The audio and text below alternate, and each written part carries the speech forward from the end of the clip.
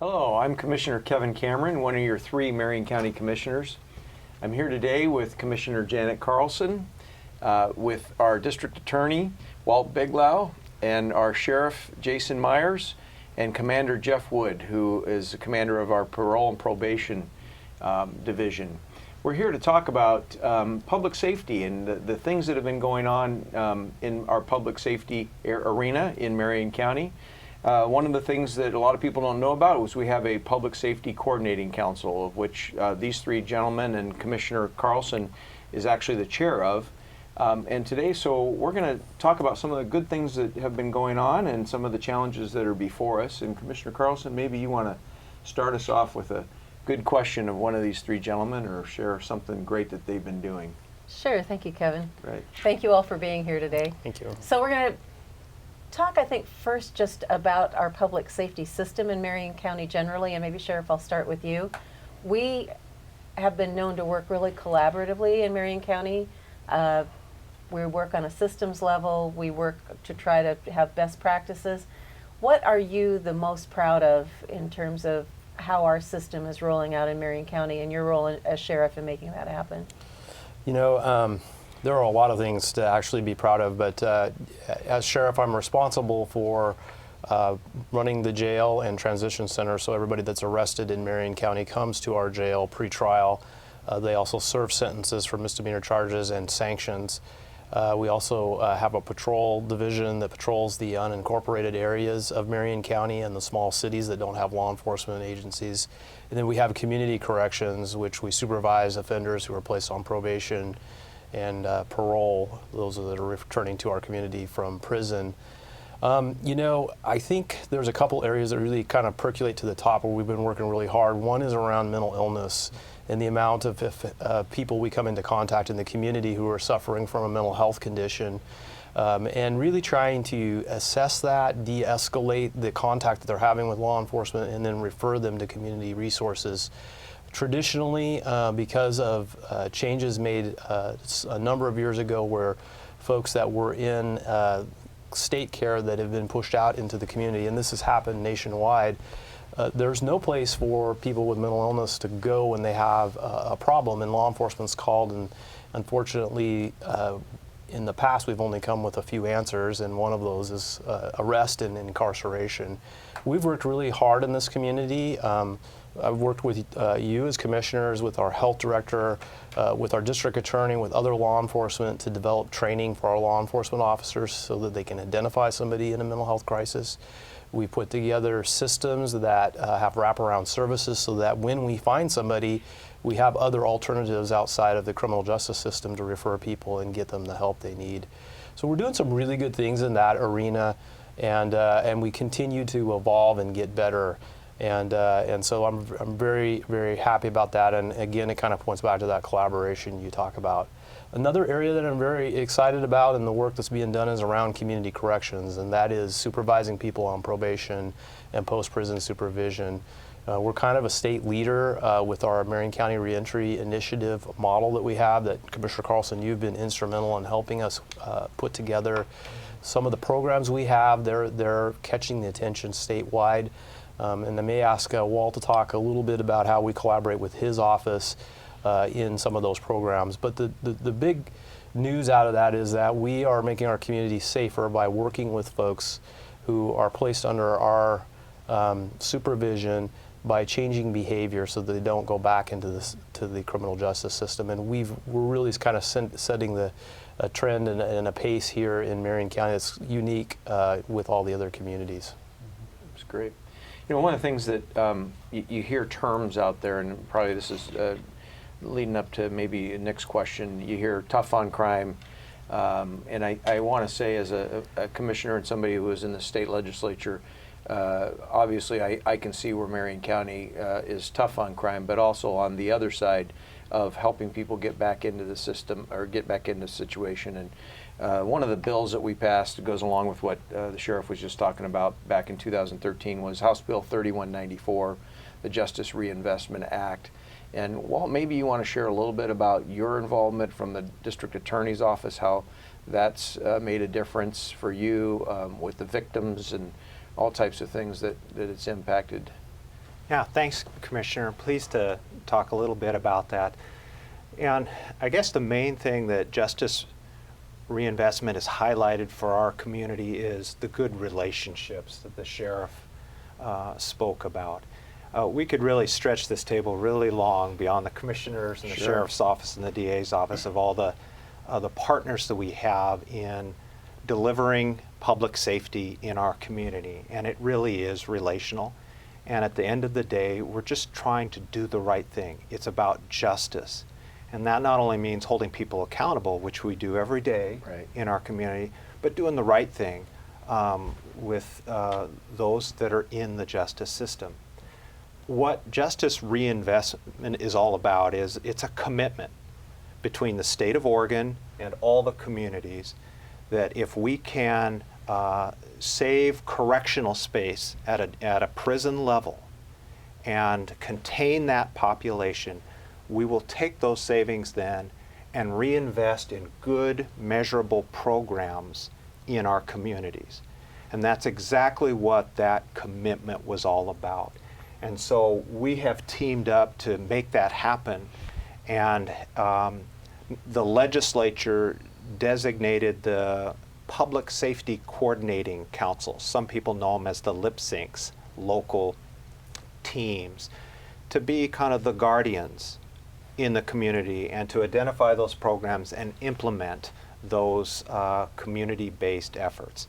And so that's exactly what Commissioner Carlson, as chair of our commission, has done, is help lead that team through that process and identify these programs. And I know we're going to talk about them in a little bit, so I'll stop with that. But that's the heart of justice reinvestment.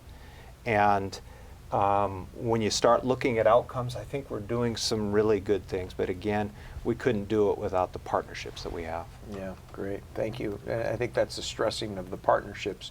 You know, the Salem Police Department, the mental health professionals, everybody that's involved in this, the crisis center, all the things. So. Yeah, I want to get a question to Jeff that kind of tags on to these first two comments that Sheriff and District Attorney made. So we talked a bit about the Marion County Reentry Initiative and people coming back into the community from prison, and that we've had really a lot of success with that, and you all have been at the forefront of making that happen. And then we've added in justice reinvestment through House Bill 3194.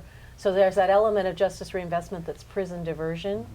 How are programs in prison diversion different or not, Jeff, in terms of the approach that we're taking for people now that are not going to prison at all or staying in the community? And I guess the other part of that is, how can people out there that are watching this program feel like the community's safe when we do that?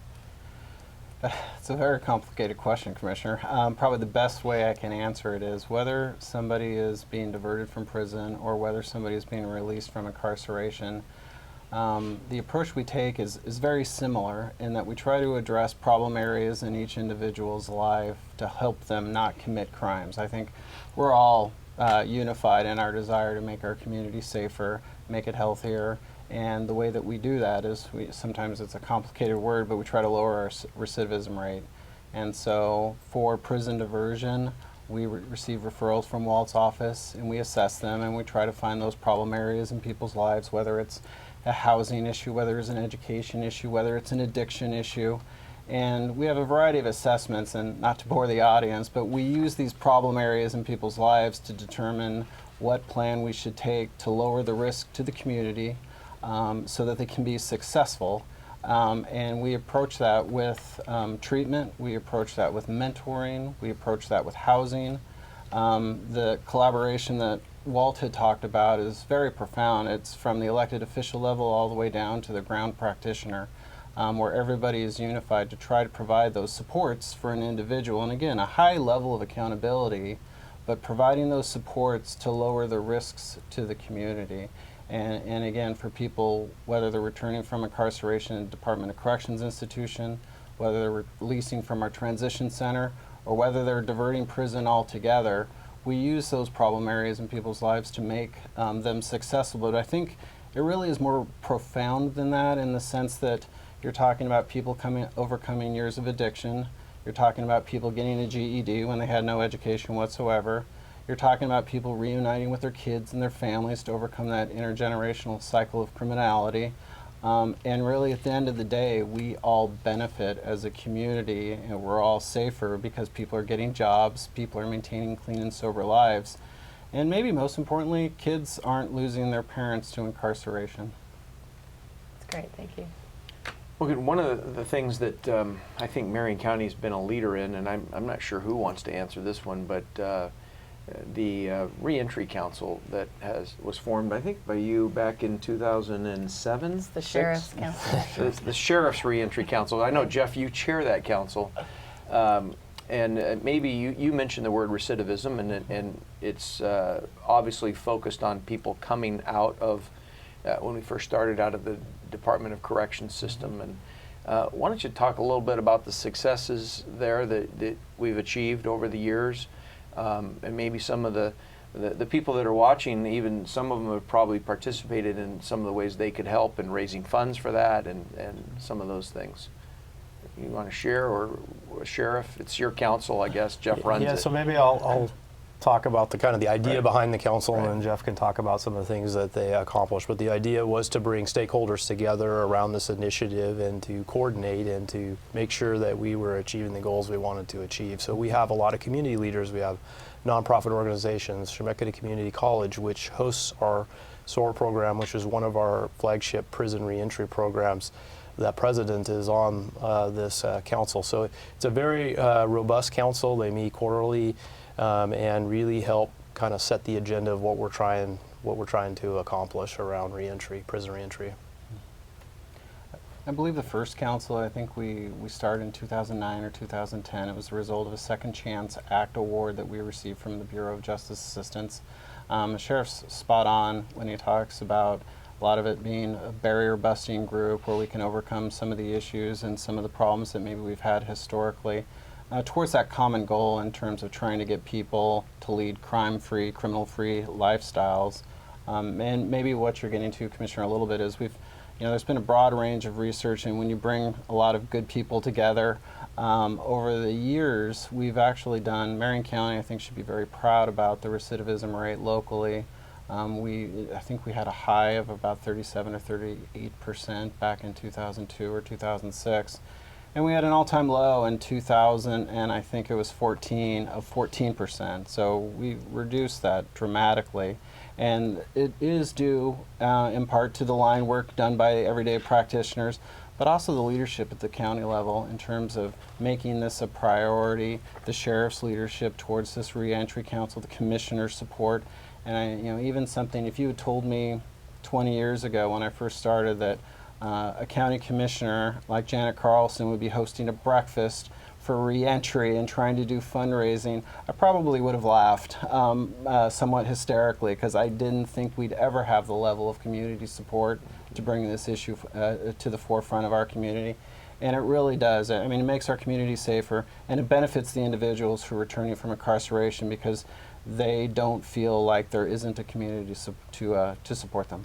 Yeah, or even imagining being up in front of 400 or 250, I guess it was, business people, telling them about reentry and how they can make a difference by hiring those people coming out. I think it's important to add that the Reentry Council, which, as Jason and Jeff mentioned, include a lot of the stakeholders that are involved in the programs that we have, met jointly with the Public Safety Coordinating Council, which has been around since the late 1990s. And we met I think we had 13 meetings altogether where we grunted through every aspect of this prison diversion and prisoner reentry side of the equation, and selected programs that were evidence-based to work towards that. So it was a monumental effort with a lot of people, and Jeff had more PowerPoint presentations, I think, in that 13 months than probably won the award in terms of doing the presentation. But Walt, if I could get you to talk just briefly about just one of the programs. We're not going to have time to go through every single one of them, and that's Senate Bill 416, because I know you and the sheriff worked with that. You serve on the Oregon Criminal Justice Commission that actually then reviews our plan and grants the money and looks at the outcomes. And so kind of talk from your perspective about both at the state and the local level, how we're doing with that justice reinvestment piece. Yeah, thanks for, I'd love to field that question because I think that program I'll describe for our community is really on the front line of trying to change lives and change the trajectory of someone who's engaged in a life of crime, and in particularly property crime, which impacts all of our communities in very profound ways. So at the statewide level, the Criminal Justice Commission is kind of pulling the strings behind the statewide implementation of these grants. And 416 model, part of the legislation is to measure those programs. And 416 is as simple as this. We take prison-bound, medium and high-risk offenders, and instead of sending them to prison, because the law would allow us to do that, we put them on supervision and wrap resources and accountability around them through the supervision of the sheriff and his team. And there are so many different elements to that, from mentorship to job creation and building and treatment, all these different elements to that. It's probably exemplary in terms of what you can do to, instead of using a prison cell, find a place in our community and an opportunity to change behavior. And if they don't, they're held accountable. The level of accountability, and Commander Wood can speak real closely about that supervision piece, but that, in a nutshell, is what it is. We're very mindful in doing this around victims, too. And so our team, we have a core team. The sheriff and I were just talking about this at lunchtime. We have a core team of partners in the DA's office and parole and probation and in the community that each have a role and make sure that there's a level of accountability as this individual goes through this supervision. And part of that is making sure the victim understands the process and appreciates the process and is allowed to kind of weigh in as the agreement as it goes through the court system. So that's kind of the concept. We've been doing pretty good. CJC, the statewide group, is doing a random controlled trial, and as I understand these, it is kind of the best way to make sure a program is working and it has outcomes that actually demonstrate that it's the best thing you can do, the best investment of a dollar. And we're working with the Criminal Justice Commission alongside Lane County, which is doing a similar program. And frankly, at a statewide level, it's kind of considered a flagship of justice reinvestment, because it really does get to the idea of saving prison beds at a state level and working in the community with the talents that you have. So a lot of pieces in motion around it, but at this point, we're very proud of it. But we also understand that the community owns this too, and so we're always looking to them for feedback and their input on how well we're doing in public safety. Good. I want to shift gears just a little bit, if I may. We're talking a lot about the reentry and what happens to the criminal aspect. This is more towards the sheriff. I got to do a ride-along about 3 weeks ago and experience what it's like to go very quickly from Market and I-5 all the way to Aurora on a call. Got to experience the actual Salem Police Department coming to Aurora with the program you described with the mental health professional and how that was working.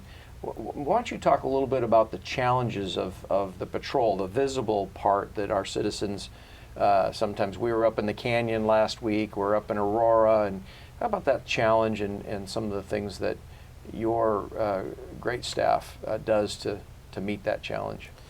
Yeah, so the county is about 1,200 square miles, and just to kind of visually for people, it goes as far north as Aurora, far south as Jefferson, and as far east as Idana, actually a little further than Idana. So our patrol area is fairly large, and we cover some of the smaller cities that do not have a law enforcement presence, as well as all the unincorporated areas. I think what's significant for people to know is that The area of East Salem, which is, I would define as Jan Ray and Four Corners, that is in the county. It is not in the city. It appears it's in the city, but it's in the county. That equates to about 36,000 residents that live just in that area. And so if you think in terms of city size, it's the same size as Kaiser. And so that, because of just the population and a lot of people living in those areas, there's livability concerns, there's all the concerns you'd have in a city. It pulls a lot of our resources to police that area, which then at times makes it difficult to be in Detroit or Scotts Mills. And we respond to every call, and we will get to every call, and our guys do a phenomenal job of getting to every call. But sometimes those questions come up as we don't see you as much in the outlying areas, and the reason is because of the pull and just the population base that we have that is close in the East Salem area. So it's a challenge for us, but our people do a very good job of being responsive and hearing all of the community's needs across the county and delivering on that. Yeah, and then Saturdays and Sundays last year when it was 100 degrees, there's 100,000 people at the Little North Fork, and you have to move over there. So it's a real challenge. So I think I want to make sure that we have a minute to talk about the public safety forums that we've been doing. So as members of the Public Safety Coordinating Council, we've all been going out. I think this is something the council did before I became chair. And you've been on the council, Sheriff, longer than I have, as have you, Walt. So you may have been involved actually in those public safety forums that they did about 5 years ago. We're going out to every neighborhood association in Salem and Kaiser that will have us. We've had some forums up at the Gates Fire Hall and in Staten and Silverton and all around the county in the outlying areas. And then this Thursday night, which probably this will run, so this will be history by the time this is on CCTV, but we're having what they call a telephone town hall. That's a little bit new technology that we're going to participate in.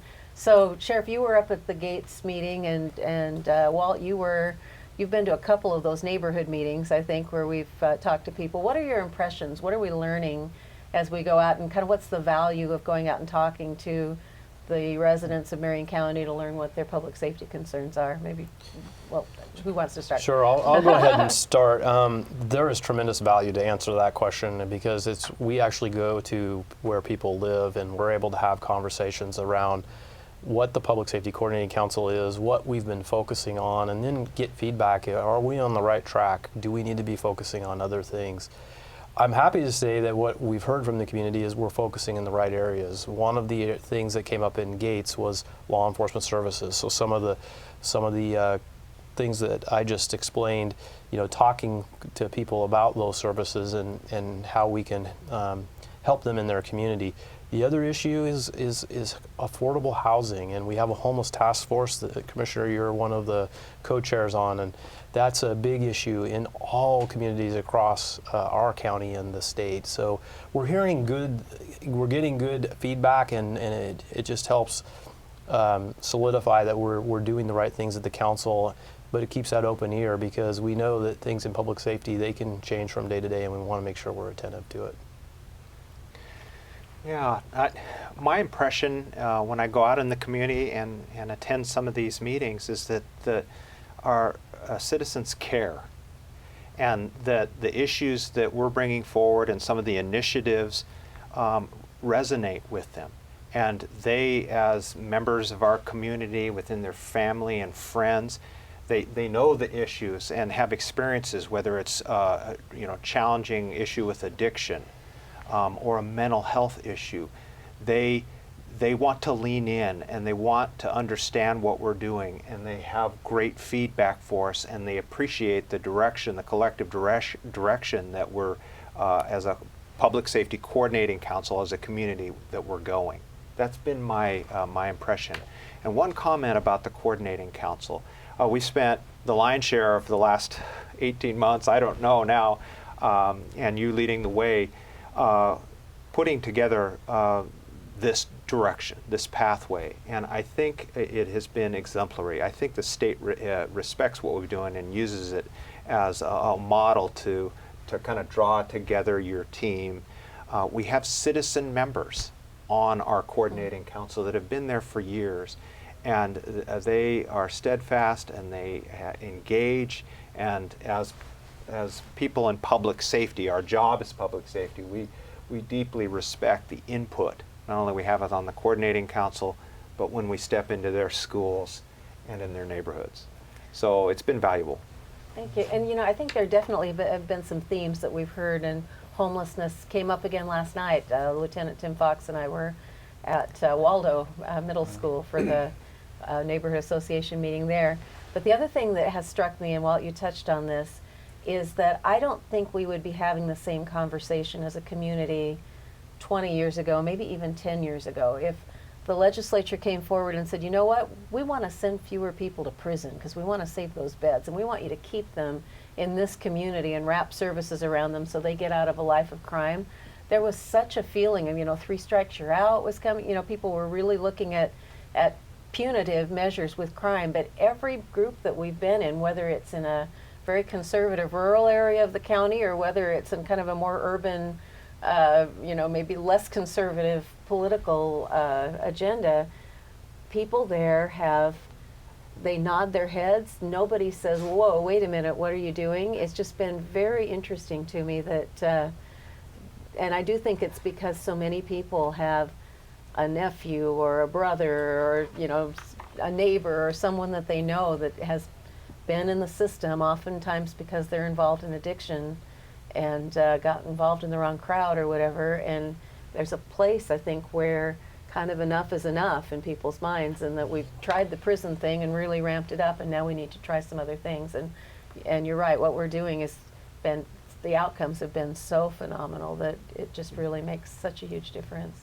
And I'll let you wrap it up. Well, before I wrap up, one of the things that I think we didn't even touch on in this reinvestment is the victims, and the 10% set aside on this money to go back into victim services through the DA's office and 2 of our nonprofit partners here in town.